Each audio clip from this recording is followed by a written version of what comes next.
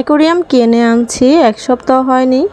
But আমার অ্যাকোরিয়ামে কিন্তু এই প্লাস্টিকের গাছগুলো কিন্তু অনেক বেশি হয়ে গিয়েছিল।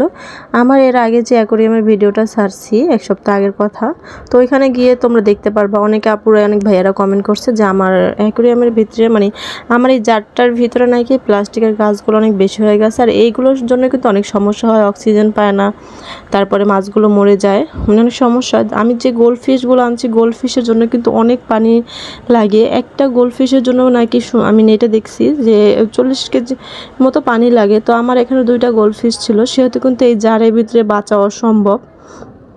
তো আমাকে একটা ভাইয়া কমেন্ট করে বললো যে আপু আপনি একটু নেটে সার্চ দিয়ে দেখবেন যে কিভাবে জারের মাছগুলো সংরক্ষণ করা যায়। তো আমি কিন্তু এর আগের ভিডিওতে বলেছিলাম যে আমি কিছুদিন পরে এই ছোটো ছোটো মাছ কিনবো, তো সেটাই কিন্তু করলাম। আজকে আমার গোল্ড ফিশ একটা মারা গেছে, কয়দিন হয়েছে, বাট আরেকটা আমি ওই দোকানদার আঙ্কেলকে দিয়ে আসছি। আর আজকে ছোটো ছোটো 4টা মাছ নিয়ে আসছি, এটা লাল আর একটা হচ্ছে কালা।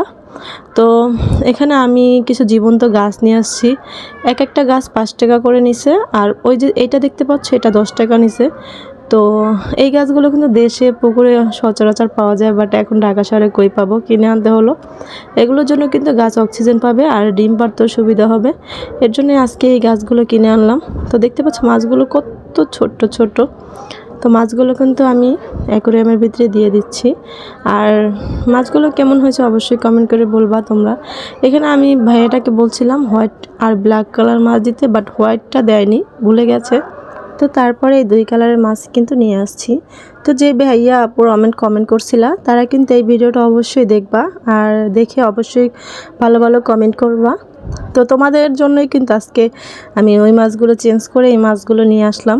সবাই অনেক কমেন্ট করে বলতেছিলা যে এতটুক জারে নাকি অত বড় বড় মাছ ভালো লাগতেছিল না। যাই হোক, আজকে এই ভিডিওটা এই মাছগুলো সব এভরিথিং সব কিছু কীরকম লাগতেছে অবশ্যই কিন্তু কমেন্টের মাধ্যমে জানাবে। আর ভালো লাগলে অবশ্যই একটা লাইক কমেন্ট করে দিবা। ভালো থাকবে, আল্লাহ হাফিজ।